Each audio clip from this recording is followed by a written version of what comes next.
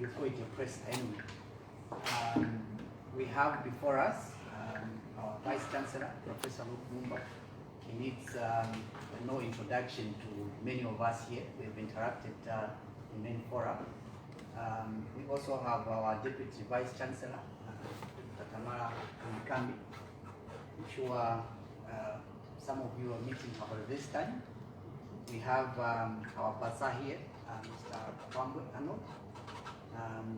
They will be, talking to us and responding to issues that perhaps we've been seeing happening in the recent past. Apart from what we've been seeing, we want to avoid this grapevine, rumor mongering. The facts are here. So the Vice Chancellor will be speaking to us, and then we'll have an opportunity where we'll be asking questions. I will guide when we reach at that point. VC, we also want to mention that we are streaming this live on our Facebook. So I'm sure most of the students who are out there, they are able to follow what is being done at this particular time. We'll have a few other colleagues that are coming. They will be joining us as we go on. At this particular time, I will invite the VC to speak to us. Invite me to introduce him. Bad protocol. I will introduce the VC. Oh. Sure, please. Yes. VC, I want to just mention that I took time to greet the colleagues. We have Komboni Radio, we have KBN TV, we have our own Unza Radio, we have Daily Nation, we have Movie TV. Where is Movie? You've moved! Just like your name. Daily Mail Times of Zambia, Diamond TV, Hot FM, very hot there. And ZTV. I've seen someone come in. I didn't have. She's over there. Yeah, you're from? I'm from Classic Radio. Classic Radio. Wow. So you can see that we've got a lot of colleagues, and I'm sure they cover beyond the borders of Zambia. So once you speak, they'll be able to make sure that everyone hears this. So colleagues, our VC will give you the overview, and we'll hear what you want to clarify. We are all here. Maybe the other principal officers will also join us, so that if you ask something which is specific to any of them or any of us, we'll be able to take your questions. So, VC. Allow me for a moment to remove my mask. Good morning, everyone. Good morning. We value your coming this morning. The media are so important to what we do as the University of Zambia, because you help us to communicate, to disseminate information about the University of Zambia. So today we are here. We would like to provide some clarifications on some of the current topical issues surrounding the University of Zambia. I'm anxiously looking forward to the question and answer session, so that really we help you and you help us to clarify the issues to the public, to the stakeholders of the University of Zambia. Let me also indicate here that the University of Zambia occupies a very, very special place in the history of this country. We never used to have a university. In 1965, the government then made a decision that we should establish our own university to produce our own human resource that will assist with the program of Zambianization. Zambians to begin to take over the positions that were being manned by foreigners. And Unza has played a pivotal role in that regard.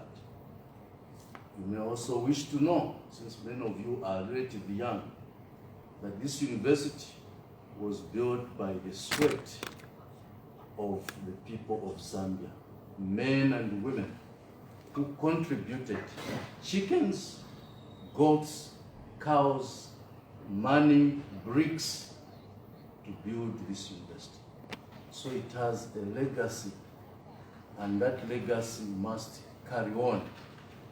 Posterity will judge this generation harshly if we bring the University of Zambia down. Now, let's address the issues of today. I'll start with a background in terms of how the University of Zambia operates. We're a public university. The main shareholder is government through the Ministry of Higher Education. Our role is to admit students in all the 13 schools of the University of Zambia. Once we scrutinize their qualifications, they meet the requirements, we offer them letters of admission. Now, it is the responsibility of each and every student thereafter to go and look for support, for funding. We give them a schedule of fees which are here for all the schools. So there are the following sources of funding. The biggest one is the Higher Education Loans and Scholarship Board under the Ministry of Higher Education. Almost 70% of the students in the University of Zambia currently are sponsored by the Higher Education Loans and Scholarship Board through the loans scheme. Then others fall under the category of self-sponsorship, where they have not been able to secure a loan from government, or they have not met the requirements. So their parents, their guardians, relatives commit to support those students. But there is also another category which we call other sponsors. These could be faith-based organizations, NGOs, other government ministries. For example, Ministry of Health, Ministry of Defense, they also do sponsor students. The University of Zambia does not sponsor students because we do not have the financial muscle to do that. We look forward to a time when we can have some reserve, identify needy students, students certain criteria and outstanding students, and give them scholarships. But that time has not come yet. Now, once students have been admitted, as I said, we give them this letter, this schedule of fees. Now, we also recognize that it's very difficult for parents or sponsors to be able to pay fees at one go. So we have a very flexible method of paying fees in the University of Zambia. The fees are staggered in 4 installments. The first installment is 25% plus other fees. This is paid at the time of registration. Once you pay at the beginning of the academic year, you are going to be registered as a student of the University of Zambia. Then, at the end of term 1, students are expected to pay another 25%. At the end of term 2, the second term, another 25%. And then, before exams, like now, they pay the final installment. But in addition to this, we have said we will allow students to pay for one course at a time, or 2 courses, or 3 courses, depending on their capability to pay. We do not insist that you pay for all the courses. This again is meant to accommodate students who have challenges to pay their fees. Now, we must also understand that in order for the university to operate, it has a budget. This budget is, yes, by the way, before I get to there. So, we also send out reminders to students. At the beginning of the year, everyone signs to this payment plan of 4 installments.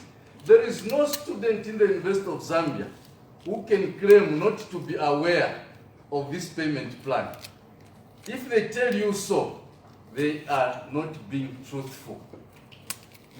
So, in addition to that, what we do is we send reminders. When an installment is due, we send a reminder. For example, this was a reminder sent out on 25th of August for students, and it says, this serves to remind all registered students who have not paid the second 25% installment of tuition fees, which was due at the end of term 1, to do so by Friday, 4th of September 2020. Failure to do so will result in being deregistered and having no access to e-learning platform. Students are advised to abide by this reminder to avoid being inconvenienced. There was a second reminder issued by the Office of the Registrar on 3rd of November, because we realized exams are on 16th of November. So on 3rd of November, there was another reminder on similar lines. Why do we do all this? We do all this to ensure that the university collects the fees for its operations. We don't do it because we want to punish students. The university needs the funds in order to operate. We use these funds to pay salaries. We use these funds to pay electricity, water, and other bills, security services, internet services. So many bills are paid through these fees. That is why those payment schedules need to be observed, because at some point we know we have this cash flow, we'll be able to pay for this. At this point, we'll be able to pay salaries. If students don't abide by those payments plans, that's when you hear lecturers are on strike because they have not received their salaries. And we don't want that. We want the institution to run smoothly so that students can acquire the skills that they came here to obtain. But you cannot obtain them for free because it is not government policy to provide free tertiary education. It used to be like that before, in my time, in our time. But policies change depending on circumstances. At the moment, the prevailing policy is what they call cost sharing. So students get, some of them get 100% funding from the Higher Education Loans Scholarship Board. Registrar, you are welcome. Others are given 50%. Others are given 75%. So it means that those are given 50%, they have to find the other 50%. Their parents or whoever must pay. Those that are given 75%, they must find the 25%. So that the budget of the University of Zambia can be financed. And we provide the services. Now, there's been this argument. Maybe let me buttress a bit. So, when you go to, what do you call that place where you go and get loans? or you get higher purchase. That's women especially. Uh-huh. You know, lay-by. Yes, there's been an argument that no, we are not reminded. We are not reminded. When you go for lay-by, you know that when you are due to pay those installments. Can you really accuse the people that have given that sense of, I didn't pay because you didn't remind me? Is that the way it works? No, I don't think it works like that. Right. Now, there have been discussions out there that Unza management is being very harsh. Why don't they allow students to write exams? And after they write exams, they will then come and pay when they are collecting the results. I have been in this university for the past 37 years. As a member of staff, a lecturer, and now as the Vice Chancellor. This formula, dear media houses, has failed us. It does not work. I'll explain why and what happens. Is this. When we allow students to write their exams and they go, a significant number of those students do not pay. What happens is that when we release the we publish the results, we withhold the results of those who have not paid. They don't pay, and they start putting pressure on management to say that we need to register for the next academic year, we need to get scholarship for the next academic year, but we can't do those things until we know our results. Can you release our results? And students are very clever. They've been using this formula year in and year out. So we are given instructions, directives, release the results. We release the results. For those who are graduating, who are finished, the pressure goes like this. These students have finished. They need to begin working. They can't be employed if you don't release their results. We want to deploy them in the Ministry of Health, in the Ministry of General Education, in the Ministry of, in many places. But you are holding on to their results, we need their services. They will pay later. Release the results. Management gives in, we release those results. What happens? Office of Auditor General comes to audit the university. They produce a report which shows that in year X, 3,000 students in the University of Zambia never paid their fees. And then we are called to PAC to explain. We are carpeted as an incompetent management. Why do you allow students who have not paid to sit for exams? Why have all these students not paid? This is what happens. Even our employer, the University Council, says, you are management. What kind of management is this? And when we go to government and say, oh, we don't have money to run the university, but how come? You are failing to collect fees from students. How can it be? You have to collect fees from them because they are part of your budget. 60% of Unza budget is financed by student fees, JRZ, self-sponsorship, those categories I mentioned. 20%, 30% is financed by grants from government. 10% from revenue that we generate as investors through the various business ventures. But also, now, from 2018, government has produced this document. It's called the Public Finance Management Act, number 1 of 2018.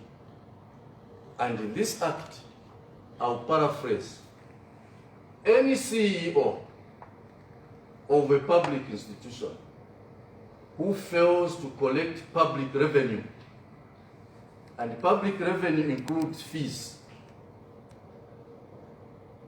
commits an offense. Are we understanding each other? So, when you put pressure on management to allow you to go and have exams, you go away without paying your fees, we are committing a crime. Our jobs are on the line, so we are viewed as we are not performing. So our plea is to all stakeholders, students, intellectuals, to understand the position of management. We are not just being heard, or we are not heard just for its own sake, because we are bad people. We have a responsibility to run this university. We cannot run it without collecting fees from students. I must also inform you that government on its part has paid for all its students this year. Those that were under 50%, 75%, 100%, government has paid to the Minister of Higher Education. The Minister of Higher Education has also paid the grants 100%. But we have now exhausted our budget for 2020. Our only reliance to finish November and December is to collect the fees from students. So that is why you see us pleading with you. Unless we do that, we will not have money to run the exams that people are saying, give them the exams, they'll pay later. But these exams cost money. Those of you who have been in the university, we prepare what we call exam booklets, special booklets where students write exams. Those booklets, we need volumes and volumes of reams of paper, millions of kwachas, to give exams to the entire university. We have to pay external examiners. We are a university, standards must be observed. External examiners have to review what we are doing. That's a standard practice in universities.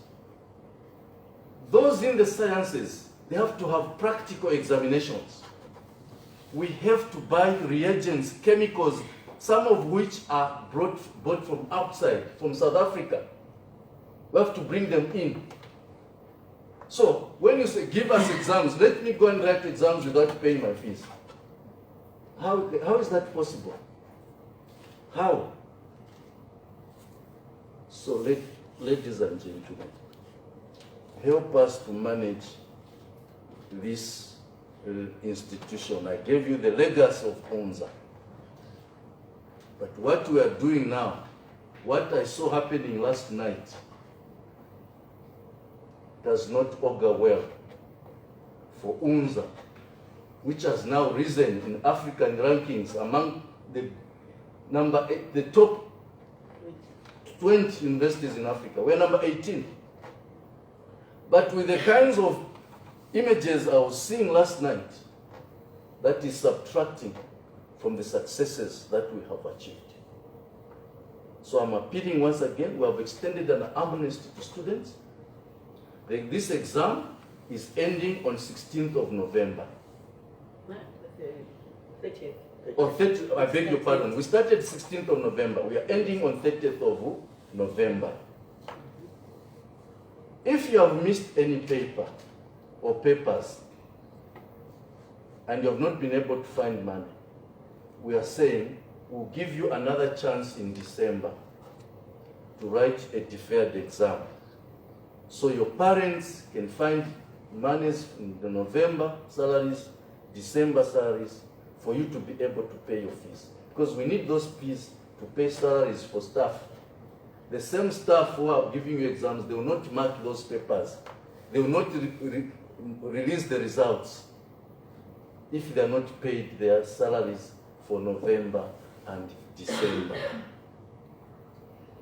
I hope I've helped to clarify the issues.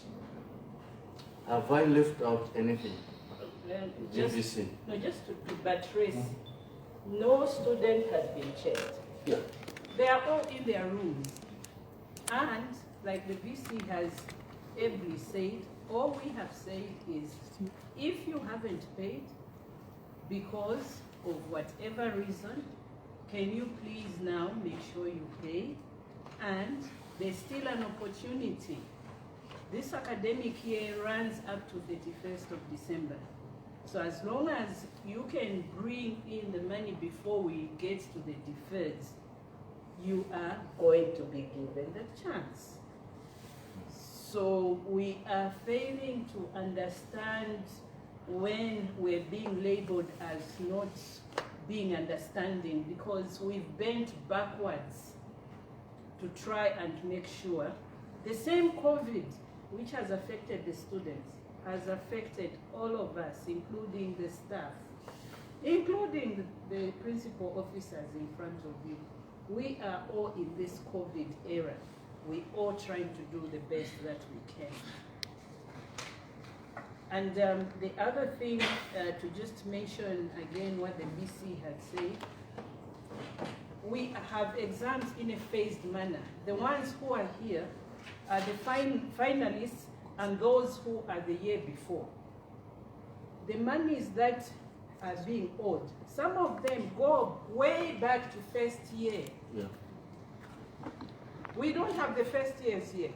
They're coming next month. So these are the challenges. Why did someone leave the money all the time?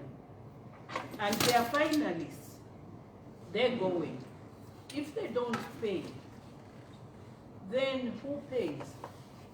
When someone doesn't pay, a gap is left. It means something is not happening.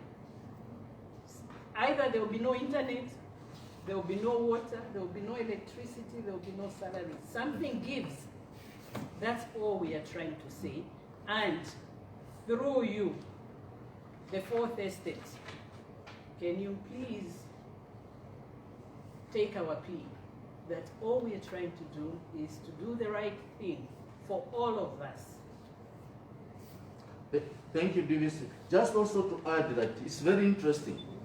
Basa will tell you that since exams started on Monday, and since management has put its foot down in a way on this matter, we are seeing students paying.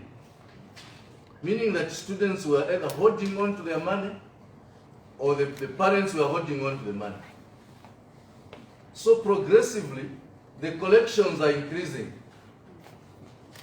If you go to the bank now, Zanap, you find a long queue. Students are paying.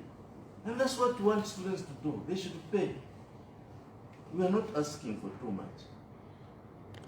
You can't have a service and then refuse to pay for it, or have it on credit.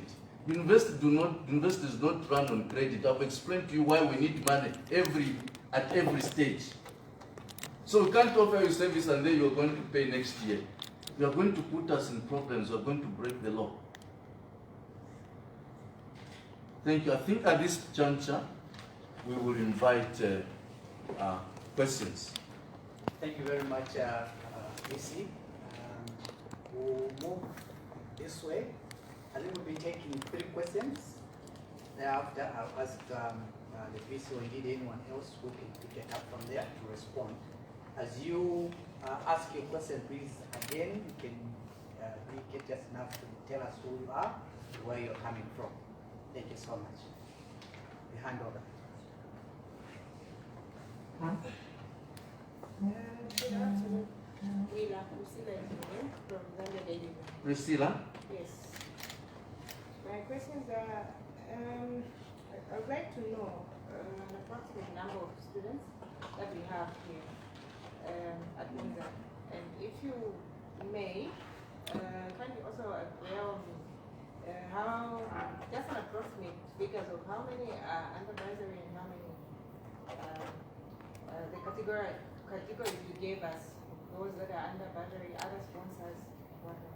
And also, I would like to know how much damage was caused by the act by the students, and if you're taking any action. And also, just a word to the students, apart from them paying, as you have said, as you have explained, but I mean, going forward, we've seen this happening. Who loses out? They'll still come back to the same school. They'll still come back to use the same facilities. Thank you. Yes. Your name and your institution?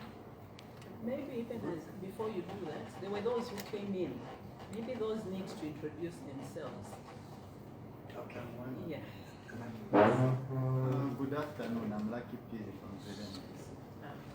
Yes, my question is similar to the one which was asked by the previous speaker. I just want to find out how many students are affected, those that have not paid the fees. And the other question is how much is the institution owed in terms of the money that the students have not paid? Getting a third question? Yes, please. Good afternoon. Good afternoon. Loretta Chinandu from Unza Radio. My question is, we've seen students that have resorted to withdrawing their place this year. What happens to these students? Are they, when they come back next year, will they be required to pay for this year and next year?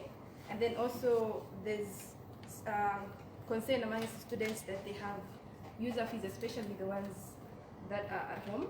So what will happen to the unused user fees? Is the school looking into pushing some of that user fees towards the tuition fee? Because I'm meant to believe part of that money is stuff like library, recreation, and internet, which is not being used by the students at home. So is the school going to push for those user fees to be channeled towards tuition fee? Right. We'll have a go at this first set of questions. I'll attempt to respond to them and also invite my colleagues to come in. Madam Priscilla from Daily Mail, the number of students that are affected with this non-payment of fees. Currently, the total number of students in the university is about 9,500. Out of that number, 3,500 thereabout are the ones affected. About 3,500. And the total amount of money involved is 57 million kwacha. 57 million kwacha. In terms of how many students are bursary, self-sponsored, and other categories, That's the latest. okay. So the latest situation here is that, but these are registered. They may be registered. They haven't paid. Oh, Yeah. no, they, So- okay, let me look for them. That's fine. So in terms of the breakdown, maybe Baza can help. But what I know is that 60 to 70% of our students are sponsored by the Higher Education Loans and Scholarship Board. And then the other 30%, roughly, are in the other categories, self-sponsorship and other sponsors. So what we have here in terms of latest statistics, forgive me about the area figure, I retract, is that the number of registered students who have paid up 100%, who we are inconveniencing by the actions that we are doing now, because they have met all the requirements, are 9,225. So I retract the area figures because this is most current statistics. So 76% of the students have paid 100%. Okay? And then, what is this? This is the 24% who haven't paid. Those that haven't paid, haven't reached 100%, and these are the ones we're having challenges with, are 2,796, which represents 24%. So the total number of students is 12,021. So again, the challenge is with the 2,796 students, representing 24% of the total number of students in the university. I hope that is clear. Then, act of damage. To what extent has the damage been done? And is there any action that is planned to be taken by management on the suspects? I would like to say that the report I've received from our Chief of Security is that other than the fires that were set, which is arson, it's a criminal offense, to want to set alight an infrastructure, a public infrastructure of Unza, built through the sweat and toil of the people of Zambia. That's a very serious offense. We have identified some students through our CCTV systems, and also some of the students who are not for what is going on, the majority of students who are not for what is going on, have also given us names of culprits. And very, very soon, within the next 48 hours, action and stern action is going to be taken. Because management wants to send a very strong message that acts of vandalism, anarchy, breaking the law, breaking the rules and the regulations of the university is not going to be tolerated. And who is the loser at the end of the day? It is the students, it's the people of Zambia. It is the people who are waiting to come to Unza. There's a queue of students wanting to come to Unza. These are the losers when we destroy this infrastructure. Lucky Piri from ZNBC, the number of students affected, I think I've responded to that. And how much is owed, I've responded to that. It's 57 million for that. And this can see us up to the end of the year. Give exams nicely, pay salaries, and pass some of our operations. That's why we need this man. Madam Cloretta, Unza Radio, our own Unza Radio. Students withdrawing, what happens? Are they expected to pay fees again next year? We have a policy that guides that question. It depends on at what point you withdrew from the university. If you were in the university 3/4 of the year, you will deemed to have used the services of the University of Zambia 100%. There will be no recourse to the funds, to the fees. But if you withdrew at the beginning of the year and you paid your fees, we will carry those fees forward. You withdrew, you lent up to the end of the year, you have to pay new fees when you come, because the service was rendered. Students who are out there have not used user fees. They are at home. Basa, would you like to come in there? Thank you. Yes, thank you. We have a number of fees, various fees, and if someone is talking about accommodation, of course that is carried forward because you've not consumed, used the accommodation facilities. But if one is talking about internet, the provision of internet in the university is mainly done through EduRoam, as well as the provision of infrastructure. We've got a relationship with Zamren.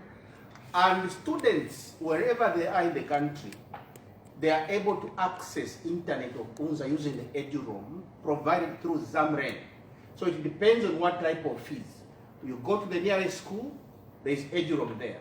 So in other words, students continue to benefit. You also want to appreciate that Unza had gone online provision of courses online, and the lecturers that are disseminating that material, putting online, are using those technology fees. So I'm afraid that it depends on what type of fees. Further, the e-learning platforms that we have got libraries. So just because you're out there, in fact, that's the beauty of this new normal where we learning online, and even as you come, we're doing blended learning. You're still able to access the libraries where you are, Vugwe, Kaputa, Shangung, everywhere. So you're still using it, or you should still be using it. If you're not, then it means even when you're here, you were not using it, but it's available for use wherever you are. It's online. So can I have another round of questions? Thank you very much. Do we still have questions? Yes, sir. Yes. I'm Matthews from 5FM Radio. Yes, I just want to find out how management is tackling the issue of these students protesting. I believe that the damage that was said. Of course, you talked about the Assad Act, but then again, do we have any damages?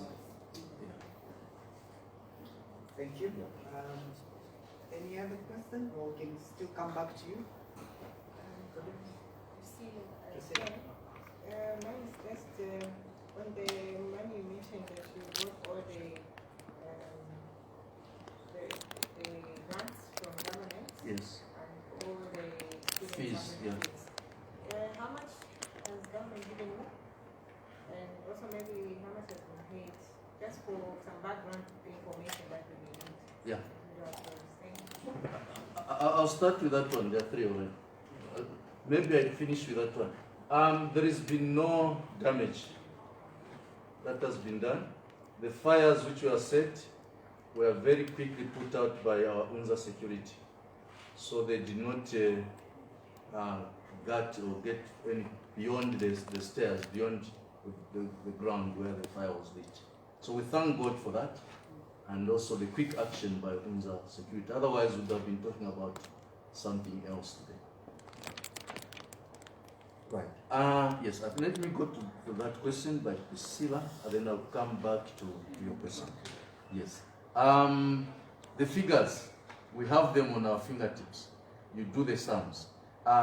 From the grants, the grant is 200 million kwacha per year, which, as I said, represents 30% of our budget. The fees are about the same. It's about 17 million per month. So you can multiply 17 million per month by how many months? 12 months. That will give you the fees that government has paid fully for all the students that they sponsor. And we are very, very grateful to government for that. Our line minister has been, through the Minister of Finance, they've been very supportive. We cannot run this huge infrastructure. It's a huge operation without that kind of support and commitment from government. We are very, very grateful for that. How are you dealing with the protests to manage this, and how are you managing this situation?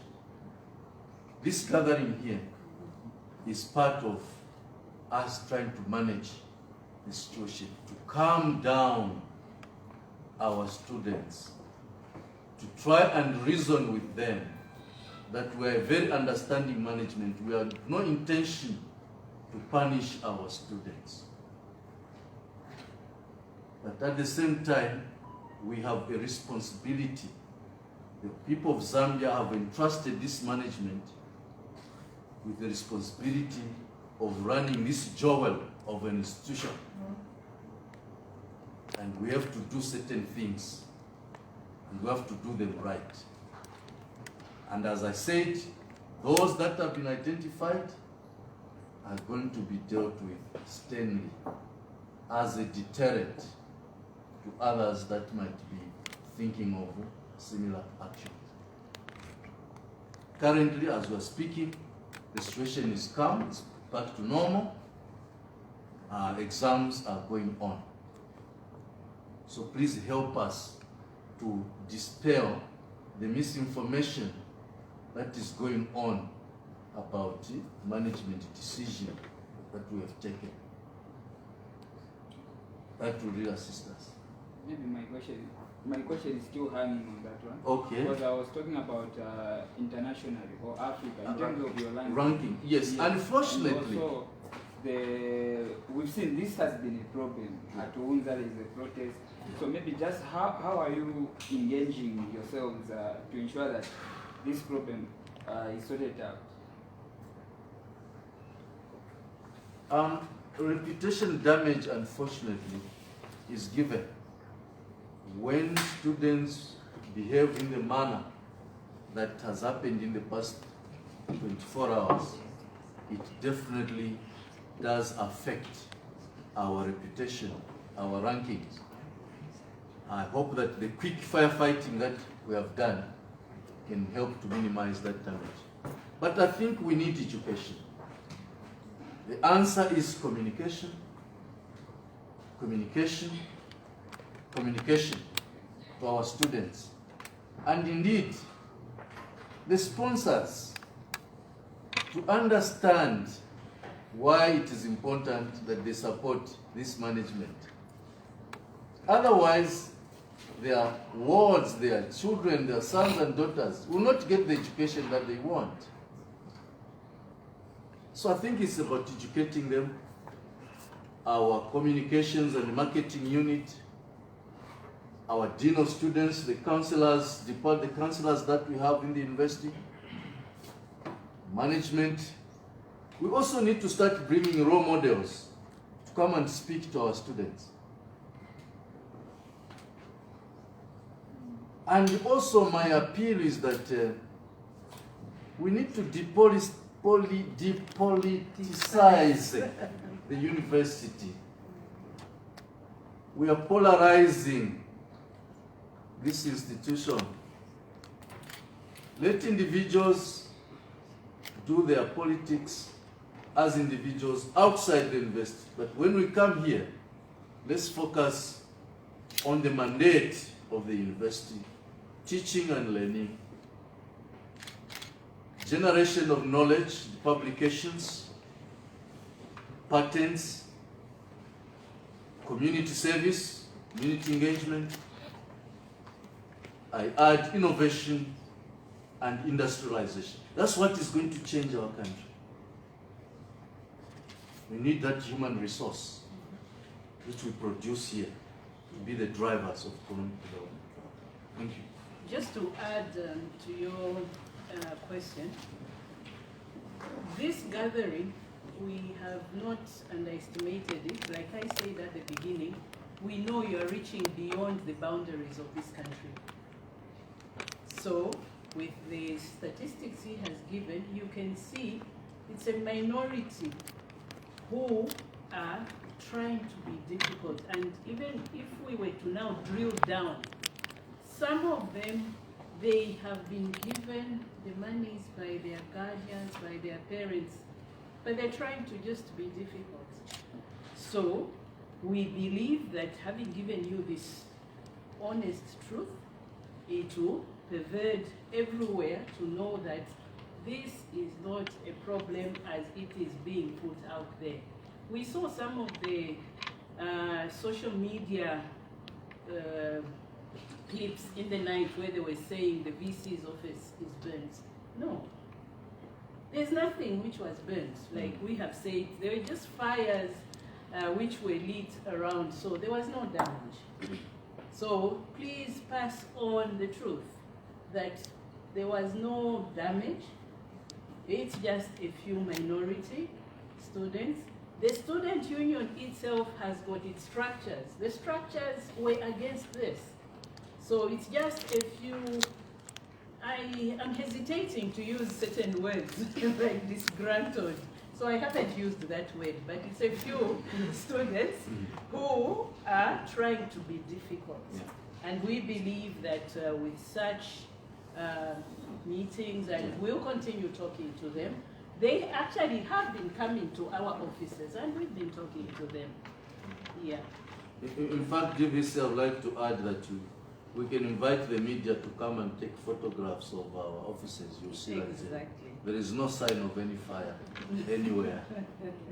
Nothing. No. From where you start coming up all the way, DVC's registrar's office, my office, they are intact. Yeah. And we'd also like to extend our thanks to the state police. They were on the periphery of the university, just making sure that students do not stray out of campus to go and cause damage to property of the public. And we are very, very grateful for that. They did not move inside, they were just, and they were coordinating with our Unza security. And I think this is how it should be. Yeah, we are very, very grateful. And also maybe just something which has come to my mind. You see, we have a payment plan. These students, if they were really in dire straits before the final day of paying the last 25%, why didn't they come and express their hardships? When it has expired, then they start going on a rampage. That is not proper. That's not how a civilized society should behave. If they had come and expressed major challenges, we could have had that discussion behind the scenes. It didn't need to be this way. Thank you very much. Do we still have any questions? Or we are satisfied with what has been presented to us? I take note that at VC we have Cabinet, which has just come in. Maybe you might want to do an exclusive interview with the VC, maybe in his office. Yeah, because I think most of us we have gotten the information.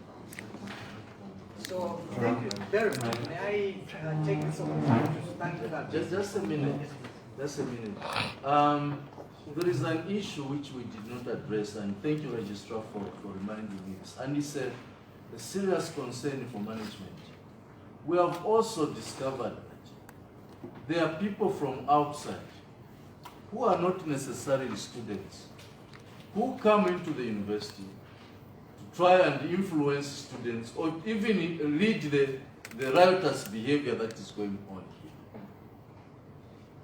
And we are appealing to the members of the public to please desist from coming into Unza to cause the chaos.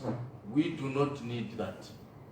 Our students are in a hurry to get their degrees, graduate, and go and contribute to the development of their country. Thank you. Thank you very much. Thank you, VC, DVC, Professor Registrar, for addressing the press. We thought this was going to be better for us to address these issues which have been coming up. And please, we'll be calling on you whenever we have such issues to come and interact with us. Thank you so much for coming. And